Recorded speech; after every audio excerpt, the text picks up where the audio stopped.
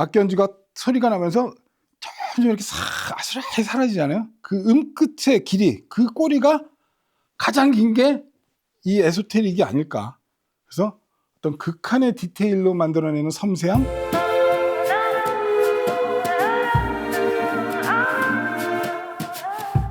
하이파이 클럽 414회 시청회 시작하도록 하겠습니다. 감사합니다. 에소테릭 시청회를 하는데요. 저희가 보니까 에소테릭 시청회를 그란디오소 T1 턴테이블 나왔을 때, 그때 에소테릭 시청회를 한번 했었어요. 근데 그게 벌써 2022년 12월 17일 날 했더라고요. 그럼 3년이 넘었어. 시간이 정말 빨리 가는 것 같습니다. 그리고 시청회 시작 전에 미리 좀 안내를 드릴 게 있는데, 에소테릭이 이제 올해부터 이 유통 체제를 좀 바꿔서 올해부터 이제 2026년부터 극동음향에서 이제 직판하는 체제로 바뀌거든요. 그래서 오늘 극동음향에 김 이사님 오셨는데 잠깐 모시고 얘기 좀 나눠보겠습니다. 네, 안녕하세요. 안녕하십니까. 네, 예, 말씀하십시오. 안녕하십니까. 저는 극동음향 주식회사에서 영업 총괄을 맡고 있는 이사 김범철입니다.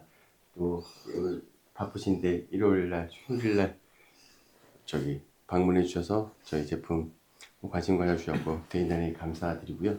저희가 2026년부터는 저희가 조금 영업 체계를 좀 변경을 해서 저희가 직판하고 이제 그 처음부터 끝까지를 다 저희가 책임지면서 그 유통 마진을 더 합리적으로 변경해서 이제 소비자분들이 더 합리적으로 구매할 수 있게 저희가 좀 변경을 했고 할 예정이고, 그 다음에 에소테릭 같은 경우는 이제 기존에 쓰고 계셨던 분들이 워낙 많으셔갖고 저희한테도 문의를 많이 해주시는데 업그레이드 서비스 같은 거 그것도 좀 더 이제 많은 분들의 요청에 의해서 저희가 업그레이드 서비스 같은 그런 많은 시스템도 지금 하이파이 클럽과 같이 지금 연구하고 개발하고 있으니까 곧 준비해서 뭐 말씀드릴 테니까 앞으로도 저희 제품들 많이 이용해 주시고, 예, 뭐 언제든지 뭐 필요하신 사항이 있으시면 뭐 저희나 뭐 하이파이 클럽에 문의 주시면 감사하겠습니다. 말씀해 주신 것처럼 이제 에소테릭이 극동음향 직판 체제를 줄여서 이제 유통 경로를 줄이는 거죠. 그래서 좀 더 합리적인 가격에 그 에소테릭을 만나 보실 수 있고, 그리고 뭐 AS 부분이라든가 이런 부분은 더해서 이제 트레이드인 업그레이드 서비스 프로그램을 지금 개발 중이에요. 그래서 그게 되면은 기존에 뭐 내가 에소테릭 DAC 구형을 쓰고 있는데 이번에 이게 새로 나왔다는데 N1이 그랬을 때 이제 어떤 트레이드인을 해서 좋은 조건에 이 기기 업그레이드 할 수 있는 그런 기회도 극동음향에서 마련해 준다고 하니까요. 그거가 다 만들어지면 아마 조만간 공개되지 않을까 싶습니다. 그래서 메이저급 브랜드답게 메이저급 서비스가 같이 갈 수 있는 이제 그런 시스템을 한번 극동음향과 저희 하이파이 클럽이 만들어 보고 있으니까요. 많은 관심 부탁드리겠습니다. 오늘 에소테릭 그란디오소 풀 시스템 시청회죠. 그리고 오늘의 메인은 여기 있죠. 이번에 에소테릭에서 이제 그란디오소 N1이라고 네트워크 스트리머 앤 DAC가 나왔어요. 오늘 이 N1을 중심으로 한번 시청회를 진행해 보도록 하겠습니다. 그래도 에소테릭이니까 에소테릭 또 역사 잠깐 얘기할까요? 1953년도에 티악이라는 회사가 만들어지죠.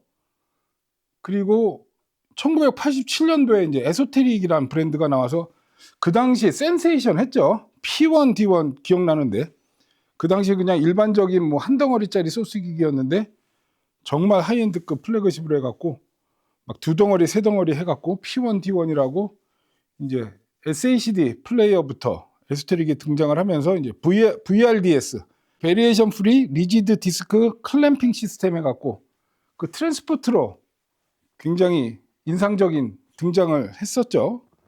그리고 이 그란디오소가 등장한 게 2013년입니다. 그러면 횟수로 따지면 한 16년, 17년 만에 에소테릭에서 플래그십 시리즈가 2013년도에 나왔고요. 사실 에소테릭 하려면 이 기술력을 얘기를 해야 됩니다. 하이엔드 오디오 브랜드는 특징적인 기술력을 많이 자랑을 하는데 그런 자사의 기술력 보유한 것만 놓고 봐도 에소테릭은 거의 그냥 세계 탑 클래스를 할 수 있을 정도로 정말 광범위한 분야에서 자체 기술력을 갖고 있죠. 잠깐 요약을 해보면 VRDS 아틀라스요. 오늘의 에소테릭을 있게 만든 기술이다 얘기해도 되겠죠. 그래서 CD 트랜스포트 메커니즘이요. 그리고 전송 규격도 독자적인 규격을 갖고 있어요. 오늘 이따 설명을 잠깐 드릴 건데 ES 링크 5라는 이제 디지털 전송 규격이 있고 ES 링크 아날로그라는 독자적인 아날로그 전송 규격도 갖고 있고요. 그리고 3년 전에 했던 거 T1 턴테이블이요. 마그네 드라이브 시스템에 갖고 이제 플래터를 자기를 이용해서 띄워갖고 회전 질량을 감소시키는 그런 독자적인 기술을 또 개발을 했고, 포노단 쪽에 이제 전류 전송 방식인 MC 밸런스드 커런트 인풋 시스템 이것도 자체 개발해서 사용을 하고 있고, DAC 쪽에는 이제 마스터 사운드 디스크리트 DAC 기술이 있고, 오늘 이제 설명드릴 이 안에는 이제 에소테릭 네트워크 엔진도 아예 자기네가 자체 개발을 했고, 하이엔드 오디오에서 이렇게 많은 독자적인 그 기술을 갖고 있는 회사가 그렇게 많지 않죠. 근데 이제 그 배경에는 이제 모기업인 티악이라는 회사가 있고, 또 타스캄이라고, 얘가 타스캄입니다. 휴대용 레코더요. 프로 쪽, 프로 오디오 쪽에 이제 타스캄이 또 꽤 유명하죠. 거기서 얻어진 어떤 기술적인 부분에 어떤 하이엔드 오디오의 철학이랄까? 그거를 접목시킨 브랜드가 에소테릭이라 할 수 있겠죠. 그러면 에소테릭의 음질에 대해서 우리가 그냥 간단하게 정의해 보면, 저는 이 에소테릭 음질을 한마디로 정의를 해봐라. 그러면 이제 섬세함이란 단어를 쓰고 싶어요. 사실은 이거 얼마 전에 저희가 리뷰 영상 찍어서 리뷰 영상이 나가고 저희 이제 시청 영상이 나갈 텐데, 리뷰 때 제가 이 얘기를 했었던 부분인데, 정말로 다른 오디오보다 한 뼘 더 고역의 음의 꼴이라고 그럴까? 고역의 음 끝이 이렇게 끝도 없이 이어지는 그런 느낌? 그걸로 만드는 섬세함. 사실 오디오 평가 용어라는 게 어떤 단어 하나로 딱 설명하기에는 어려운 점이 많죠. 섬세하다는 거는 좋게 말하면 굉장히 섬세하다고 할 수 있지만, 그걸 또 이제 안 좋은 관점에서 보면 음이 좀 가늘대든가 아니면 음의 심지가 좀 약하다든가 열대든가 이런 음질적 단점이 있을 수 있는 게 또 섬세함이라는 표현이니까. 근데 제가 말씀드린 에소테릭의 섬세함은 정말 그 고요금 끝이 끊어지지 않고 끝까지 이어지는 듯한 그런 섬세함이 에소테릭이 갖고 있는 가장 큰 음질적 장점이자 색깔이지 않을까, 이렇게 생각을 합니다. 결국엔 이런 섬세함을 어떻게 만들었냐, 극한의 마이크로 디테일이 다 살아나니까 그 섬세함으로 만들어지는 공간감이 나온다, 이렇게 얘기할 수 있거든요. 그래서 첫 곡을 좀 공간감이 있는 음악, 과연 이 에소테릭이 그러면 그 극세사의 마이크로 디테일로 만들어내는 섬세함으로 이루어지는 이 공간감은 어떤 표현일지 한번 음악을 한번 들어보시겠습니다.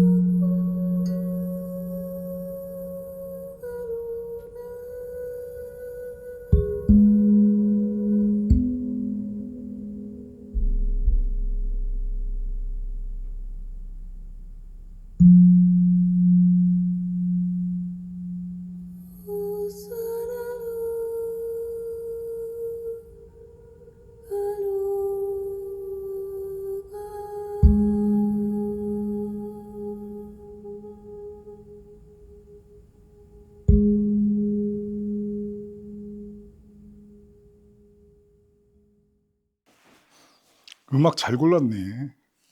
이 음악 처음 들어보시죠? 이게 테리의 이승셋이라고, 이승셋? 이 한국 사람 아닙니다. 이 노르웨이 사람인데 이 사람이 얼음으로 악기를 다 직접 깎아서 연주하는 소리예요. 그래서 이 실로폰 소리 같은 거 있죠? 그 유튜브 영상 찾아보시면 얼음 위에다 얼음을 다 깎아갖고 이 사람이 손가락으로 이걸 치는 소리거든요. 그리고 이 나팔, 트럼펫 같은 경우도 얼음을 이렇게 깎아서 옆에서 막 불거든요. 제가 말씀드린 그 섬세함으로 만들어내는 공간감이요. 악기 연주가 특히 마지막 부분도 보면 악기 연주가 소리가 나면서 점점 이렇게 아슬아슬 사라지잖아요. 그 끝의 길이, 그 꼬리가 가장 긴 게 이 에소테릭이 아닐까. 그래서 어떤 극한의 디테일로 만들어내는 섬세함, 그리고 어떤 공간감, 보통 이제 에어리하다고 그러잖아요.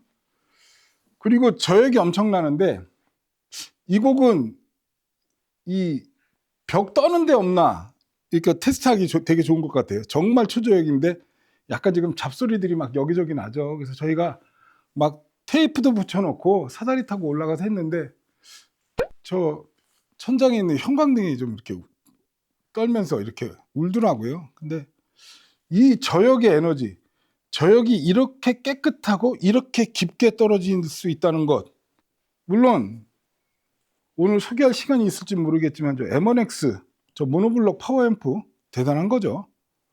그리고 에소테릭의 전체 사운드가 섬세함이라면 오늘의 주인공인 이제 에소테릭 N1의 사운드를 한마디로 정의를 해봐라. 정숙함이라고 얘기하고 싶어요. 방금 전에 음악에도 정말 조용하죠. 네트워크 플레이에서 이 정도의 정숙함을 만들어낸다? 이것도 저는 굉장한 거라고 봅니다. 이게 어렵거든요. 늘 말씀드리잖아요. LP하고 CD는 아날로그 대 디지털이라고 그러지만 CD하고 컴퓨터 스트리밍은 같은 디지털인데 왜 기술적인 스펙이 더 좋은 컴퓨터 스트리밍이 음질적으로 CD보다 못할까? 그죠? 하이엔드 오디오 하신 분들 99%가 아니라 거의 100%는 두 개를 비교해보면 CD 쪽을 더 소리를 좋게 들으시잖아요. 그 이유가 노이즈거든요. 늘 말씀드렸지만 이따 설계 부분에 말씀을 드릴 거지만 이 에소테릭 N1이 정말 어떤 집착에 가까운 설계라고 그럴까? 그런 걸로 노이즈를 다 잡으니까 네트워크 스트리밍에서도 이렇게 정숙한 사운드가 나올 수 있구나. 그걸 새삼 깨닫게 되는 그런 기기가 아닐까 싶습니다. 자, 그러면 이제 본격적으로 에소테릭 그란디오소 N1 네트워크 스트리머 NDAC, 이게 그러니까 그란디오소가 2013년부터 나왔으니까 12년 만에 출시된 이제 그란디오소급 네트워크 스트리머다, 이렇게 얘기할 수 있습니다. 왜냐하면 12년 전, 13년 전에도 뭐 린 클라이막스라든가 해서 네트워크 스트리머가 계속 나왔단 말이에요. 그리고 뭐 01 시리즈, 03 시리즈로 네트워크 스트리머가 있었고, 근데 에소테릭이 이 그란디오소급을 이렇게 함부로 만들진 않는 것 같아요. 포노앰프죠. E1도 작년에 나왔고, 그 다음에 이제 N1이 나왔으니까, 아, 그러니까 우리가 뭐 그냥 그란디오소 타이틀 붙이면 비싸게 팔 수 있으니까 프리 파워, 뭐 소스, DAC, 트랜스포트, 네트워크 스트리머 그냥 한 번에 다 출시, 그렇게 하지 않더라고요. 그래서 거의 12년 만에 그란디오소 타이틀을 다룬 네트워크 스트리머다, 이제 이렇게 얘기할 수 있고요. 가장 특징적인 부분은 보통 보면 이제 네트워크 플레이를 요새 웬만한 DAC들이 다 지원을 하죠. 그랬을 때 일반적으로 뭐 그냥 카드를 꼽는다거나 아니면은 그냥 네트워크 모듈을 하나 그냥 추가한다거나 그런 식으로 이제 하는 경우가 많죠. 대부분이죠. 근데 이 그란디오소 N1은 그란디오소답게 아예 처음부터 네트워크 플레이어로 완전히 재설계된 그런 제품입니다. 그래서 에소테릭답다 얘기할 수 있겠죠. 그래서 모델은 두 가지가 있습니다. 이거는 이제 N1이고요. N1T라고 이거보다 약간 얇은 게 있어요. 두 개의 차이는 N1은 DAC가 포함된 거고 N1T는 트랜스포트 약자겠죠. 네트워크 스트리머 전용으로 이렇게 나왔습니다. 이 N1의 특징을 몇 가지 이렇게 적어봤는데요. 첫 번째가 에소테릭 네트워크 엔진 G4, 그러니까 에소테릭이 뒤에 있는 네트워크 단자도 그냥 상용 모드를 하나 꼽으면 네트워크가 되니까, 그죠? 그럼 네트워크 스트리머로 타이틀을 붙일 수 있지만 아예 네트워크 엔진을 자사에서 자체적으로 개발해서 4세대 버전인 에소테릭 네트워크 엔진 G4가 들어가 있고요. 그 다음에 마스터 사운드 디스크리트 DAC G2, DAC 모듈이 꼽혀 있고요. 그 다음에 마스터 사운드 디스크리트 클럭 4 디지털 플레이어, 그러니까 클럭마저도 CD용과 디지털 플레이어용을 각기 달리 개발을 하더라고요. 그래서 네트워크 스트리머 전용 클럭을 사용을 했고, 여기 좀 한 덩어리잖아요. 이 안에 리니어 전원부가 5개가 들어가 있답니다. 보통 이제 2개 정도는 넣죠. 좀 좋다 그러면 디지털부 전원부, 아날로그부 전원부 이렇게 두 개 정도 넣는데 이 안에 5개 내장 리니어 전원부가 들어가 있다 그러고, 그리고 한 덩어리로 되어 있는데 이제 다층 셰시 구조가 되어 있대요. 그래서 이 안에 내부가 가운데가 완전히 알루미늄 블록으로 이렇게 차폐가 되어 있어요. 그래서 상층에는 디지털 입력하고 DAC부, 아날로그부가 들어가 있고, 하층에는 네트워크 엔진, 아까 말씀드린 에소테릭 네트워크 엔진 G4하고 외장 전원을 입력받을 수 있는 게 이제 아래쪽 기판에 들어가 있고요. 그래서 이렇게 복잡하고 어려운 설계를 한 이유는 네트워크 스트리밍에 대한 이제 노이즈에 대한 이해가 있었던 거겠죠. 그래서 거기에 대해서 이렇게 복잡하고 어려운, 어떻게 보면 고난의 길을 선택해서 만들어진 그런 네트워크 스트리머라 얘기할 수 있습니다. 음악도 한 곡 들어보고 갈게요.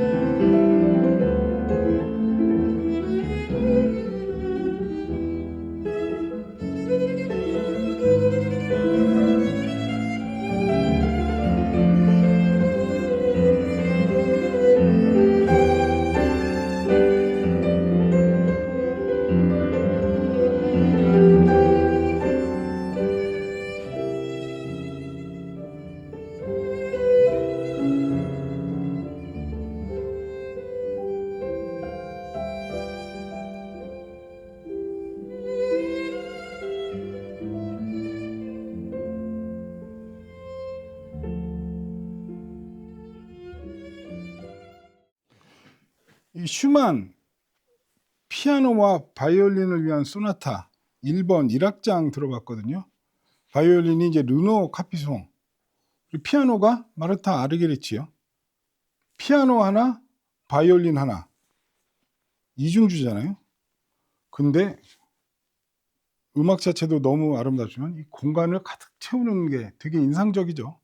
그리고 첫 번째 그 음악하고는 완전히 이제 반대 성향, 좀 조용한 음악을 틀어놨는데, 첫 번째 곡에서는 정말 어마어마한 저역의 에너지가 나왔다면 지금 이 곡에서는 정말 따뜻한 음색.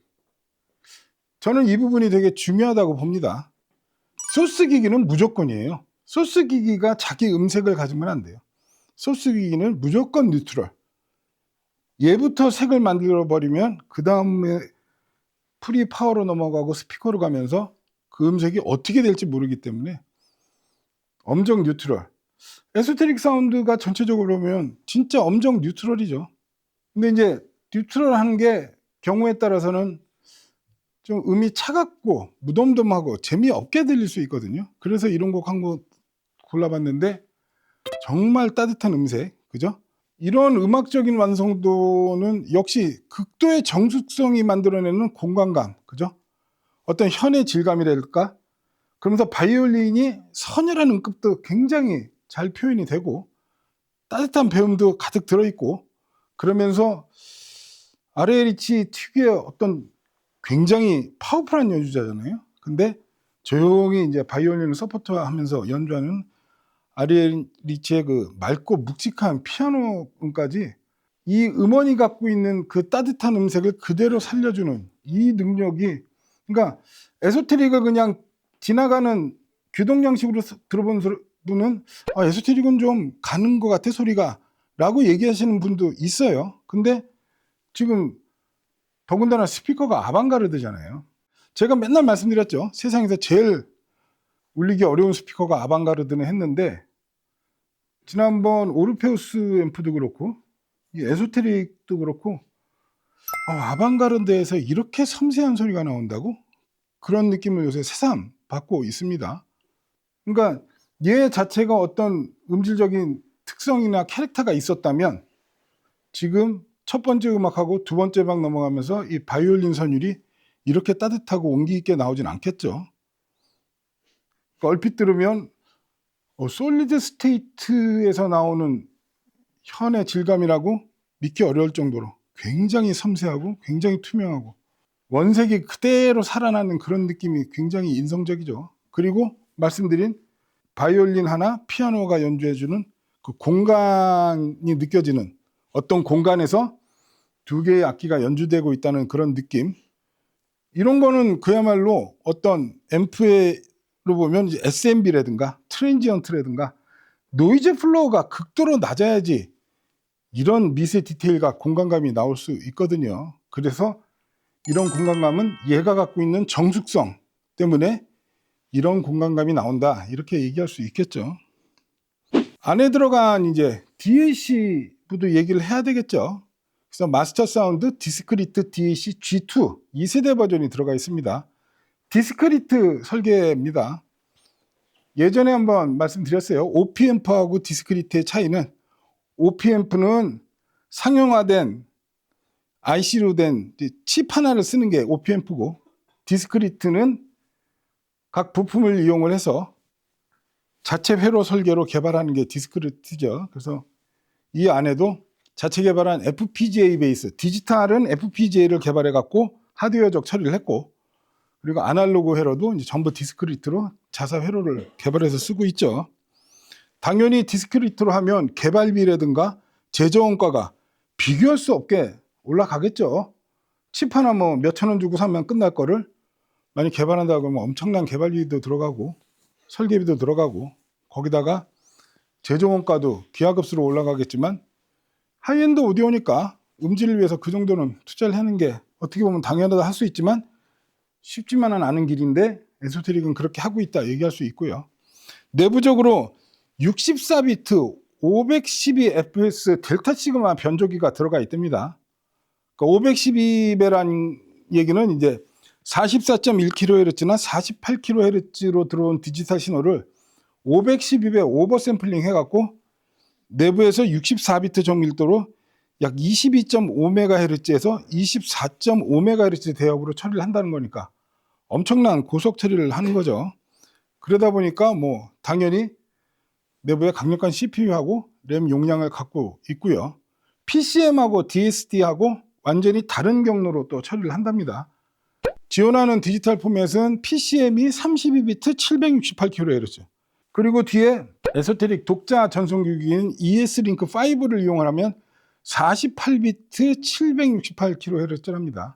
엄청난 용량을 처리하는 거죠. 그리고 DSD 512 22.5MHz 지원하고요.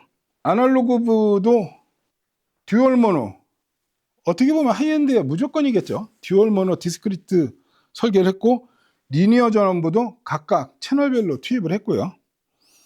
32개의 개별 아날로그 변환 셀이 병렬 동작을 한다. 이 이야기는 그러니까 부하를 분산시켜서 노이즈나 왜곡이 극도로 억제될 수 있게 그렇게 설계를 한 거겠죠. 그러니까 방금 전에 들었던 이런 피아노하고 바이올린 소나타도 어떤 저 레벨의 고순도가 만들어지기 위한 어떤 기반이 이 DAC가 하고 있다. 그렇게 얘기할 수 있고, 아까 첫 번째 곡 그런 고출력 구간에서도 마진이 굉장히 높다는 얘기죠. 결국엔 SMB하고 다이내믹 렌즈가 확장된다는 거니까요. 그래서 또 음악 한 곡 더 들어보겠습니다.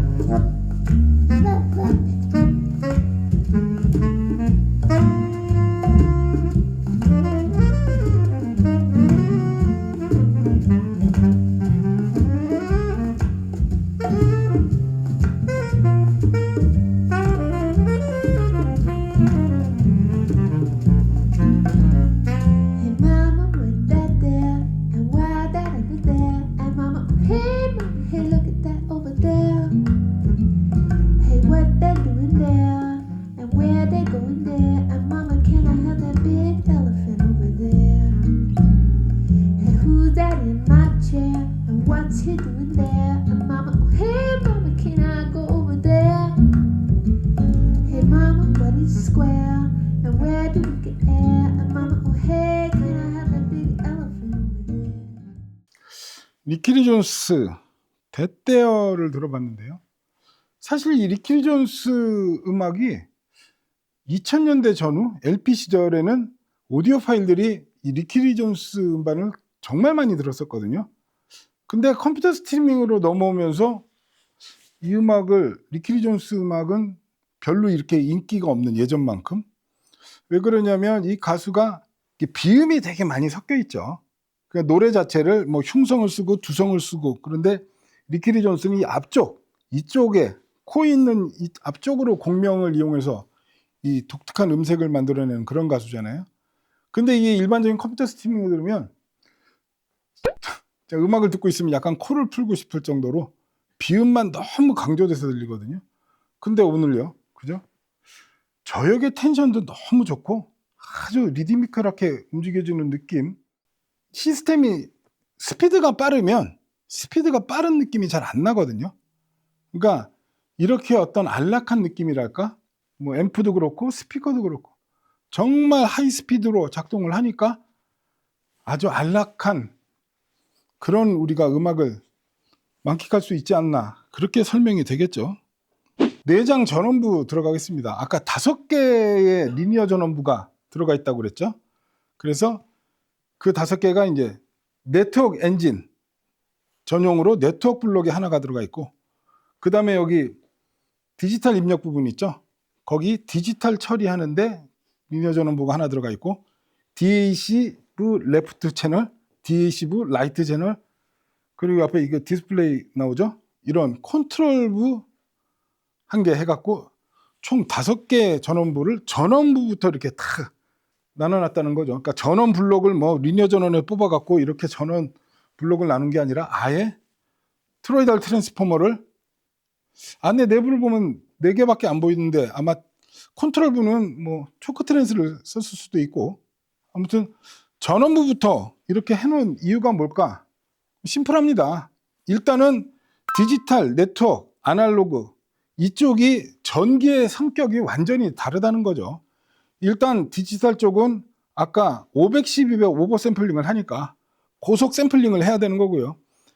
네트워크 파트는 우리가 다 알다시피 네트워크 케이블을 통해서 네트워크 노이즈가 다량 유입이 되고, 네트워크 또 처리 자체도 노이즈가 발생할 수 있으니까, 그리고 아날로그부는 노이즈에 취약하니까, 그죠? 그러니까 각각 동작 환경이 다른 거를 아예 전원 단계부터 트랜스부터 차단을 하겠다라는 의지가 있는 설계다 할 수 있겠죠. 그리고 아까 말씀드린 이제 ES링크 5하고 ES링크 전송 규격도 에소테릭은 독자 개발을 해서 사용을 하고 있어요. 그래서 ES링크 5는 이제 HDMI 케이블을 사용하는 에소테릭 전용 디지털 전송 규격이거든요. 개념적으로는 HDMI 케이블 쓰니까 이제 I2S 요즘 많이 또 사용하고들 계시죠. I2S 전송 방식과 유사한데, 그러니까 I2S처럼 LR 클럭과 비트 클럭을 분리하고 그 다음에 그 레프트 라이트 클럭하고 비트 클럭 데이터를 각각 전송을 해서 결국에는 DAC단의 부하를 줄여주는 거죠. 그래서 DAC단에서 타이밍 오차하고 클럭, 리클럭킹에 따른 부담을 줄이는 게 목적이잖아요. I2S가. 근데 I2S는 엄밀히 말해서 내부 전송 규격이거든요. 그래서 업계별로 통일이 아직 안 돼 있어요. 그래서 업체마다 I2S 전송 방식이 다 다르거든요. 그러면 이 I2S하고 ES링크5는 뭐가 다르냐? ES링크5는 외부 케이블로 연결되는 전송 환경에 맞게 어떤 노이즈, 안정성, 대역폭을 확보한 전송 방식이 이제 ES링크5거든요. 그래서 스펙상으로 PCM이 48비트 per 768kHz까지 된다니까 엄청난 거죠. 거기에 더해 갖고 보면 ES링크5 HDMI 단자가 두 개가 있거든요. 그래서 하나가 레프트 채널, 하나가 라이트 채널. 그래서 아예 디지털 단에서 좌우 채널을 분리해서 전송을 해갖고 채널 간의 간섭을 줄이려는, 그러니까 정말 에소테릭은, 제가 에소테릭 그때 사장 인터뷰할 때 이제 오타쿠라는 단어를 썼는데 오타쿠라는 단어가 어울릴 정도로 진짜 장인 정신, 집착에 가까운 그런 완벽을 추구했다 이렇게 얘기를 할 수 있겠죠. 그리고 아날로그 쪽도 DAC 프리하고 프리파워를 ES링크 아날로그로 연결을 할 수가 있어요. 그러니까 ES링크 아날로그는 쉽게 말씀드려서 이제 전류 전송 방식입니다. 우리가 이제 보통 XLR 아날로그 연결하잖아요. 그건 이제 전압 전송 방식입니다. 전류가 거의 미리암페어 수준밖에 안 흘러요. 그래서 전압의 차이로 신호를 전송하는 건데, 전압 전송하고 이제 전류 전송의 가장 큰 차이는 전류 전송을 하면 이제 임피던스의 영향을 거의 안 받는다고 하거든요. 사실 디지털 쪽은 임피던스가 절대적이죠. 55ohm이다, 75ohm이다, 100ohm이다. 안 맞으면은 소리가 제대로 안 나오고. 아날로그 쪽도 임피던스가 굉장히 중요하잖아요. 뭐 프리앰프의 출력 임피던스 대비 파워앰프의 입력 임피던스가 얼마야 된다, 뭐 그런 비율도 있잖아요. 근데 ES링크를 쓰면 그런 임피던스 영향을 거의 안 받고, 그리고 케이블에 의한 영향도 상대적으로 적다 할 수 있고, 대신에 이제 이 전용 회로를 설계해야 된다는 게 이제 어려운 점인데, 에소테릭에서는 이제 HCLD, 하이 커런트 라인 드라이버라는 기술을 해서 자체 개발한 고전류 구동용 출력 버퍼 회로를 이용을 해서 ES링크로 연결을 하면 음의 순도, 공간감, 개방감 이런 것들이 정말 좋아지거든요. 소리도 더 투명해지고. 그래서 오늘 이 소리, 전체적인 소리는 N1도 대단하지만 프리, 파워, 이게 이제 C1X라는 프리앰프거든요. 전원부고요. 두 덩어리로 돼 있죠. 에소테릭 초하이엔드급으로 다 모아놨는데, 일부 마지막 곡, 이건 또 어떤 분이 헤데가드 레티스를 신청해 주셔갖고 이 곡 한번 시원하게 들어보겠습니다.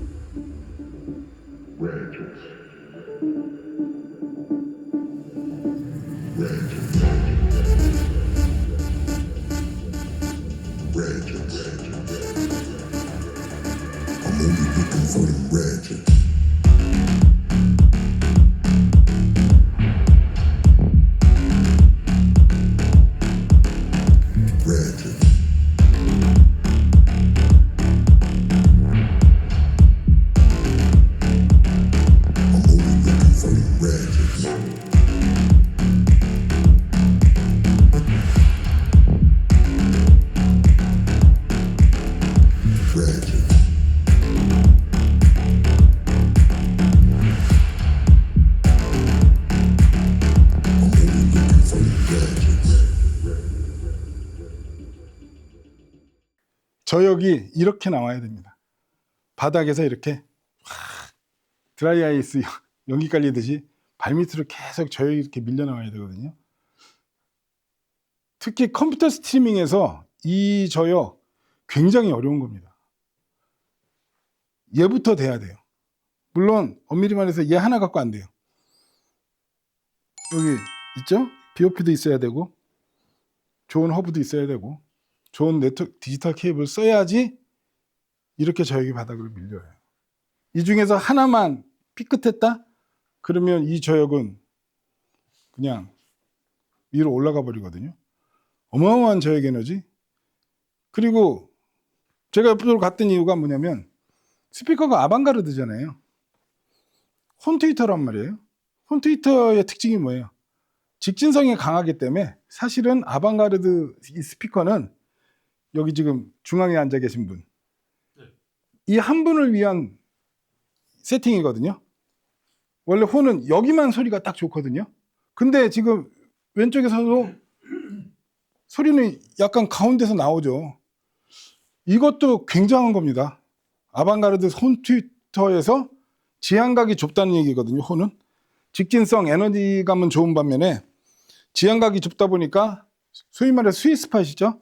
스윗스팟이 여기서 이만큼밖에 안 나오는 스피커거든요. 일반 돔 트위터가 이렇게 볼록하게 튀어나온 이유가요. 지향각 넓히려고. 왜 뭐 실크돔도 그냥 일자로 평평하게 만들어도 그게 더 쉬울 거 아니야 만들기는. 그러면 이제 고역의 직진성 때문에 지향각이 안 나오니까 그렇게 반원을 튀어나오게 만들고 하는 건데, 그래서 지향각이 되게 좁은데도 불구하고 지금 보면 사이드에 이렇게 앉으신 분도 가운데 소리가 어느 정도 나는, 원래 일반적인 상황이면 이쪽에 앉아 계신 분은 이 스피커에서밖에 소리가 안 나고 이쪽에 앉아 계신 분은 이 스피커 소리밖에 안 들리는 게 일반적이거든요.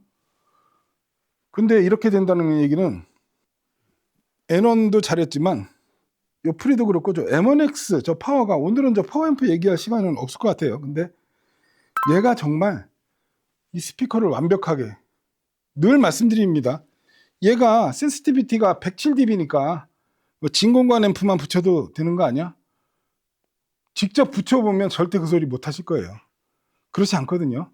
진짜 파워앰프 까다롭게 골라야 되는 스피커로 알고 있었는데 이렇게 좋을 수밖에 없는 게, 그 일본 아방가르드 디스트리뷰터를 에소테릭 본사가 하고 있어요.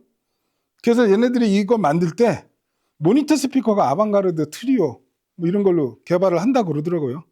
그래서 그런지 매칭이 너무 좋죠. 얘는 액티브죠. 밑에가 이게 액티브 서브우퍼거든요. 이것도 보여드려야지. 이런 거 보는 거 좋아하시잖아. 그죠? 멋지죠? 12인치 우퍼 두 발이 이렇게 있거든요. 저 액티브니까 여기는 전원 코드가 들어가야겠죠? 이 3m짜리를 써야 돼갖고 3m짜리는 이제 비규격이니까, 그래서 자랑스러운 파워텍 디아블로 3 파워 코드를 꼽았습니다. 서브우퍼에. 좋죠. 케이블은 지금 저희가 안수주 케이블이 메인인데 없어갖고 얘하고 얘 두 군데만 안수주 D3, D2 파워 코드 꼽아줬고, 그 다음에 이제 시너지 리서치 SRX도 하나 꼽았고, 그 다음에 괴벨 파워 코드도 하나 썼고요. 나머지는 이제 파워텍 디아블로 3하고 캘릭스 PC 트리플 C 파워 코드가 가격대는 이런 하이엔드에 비해서 저렴한 가격대지만 성능이 좋다고 할 수 있겠죠. 왜냐하면 이 정도급 하이엔드면 진짜 파워 코드 이런 쪽을 어느 정도 그레이드는 맞춰주는 게 우리가 알고 있는 상식이잖아요. 근데 어쨌든 이 서브우퍼에는 디아블로 3가 들어가 있고 나머지 이런 데도 이렇게 들어가 있는데, 이 정도 하이엔드 시스템에서 두 파워 코드가 이 정도 퍼포먼스를 보여준다는 거는 절대적으로 갖고 있는 성능이 굉장히 뛰어나다, 이렇게 얘기할 수 있겠죠. 1부는 여기까지 할 건데요. 2부 때는 소리가 더 좋아질 예정입니다. 어떻게 좋아지냐고요? 1부는 저희가 요거 한 대로 했어요. 얘네 둘은 놀고 있었어. 그래서 얘는 뭐냐고? 얘는 PS1 외장 전원부고요. 얘가 G1X 그 유명한 에소테릭의 마스터 클럭이거든요. 이거 두 개는 연결 안 했어요, 저희가. 요거 한 덩어리 갖고 지금 일부를 이렇게 했거든요. 2부 때는 요것도 연결을 하면서 얘가 또 소리가 어떻게 바뀌는지 그걸 한번 재밌는 시간을 가져보도록 하겠습니다. 그럼 잠시 쉬도록 하겠습니다. 고맙습니다.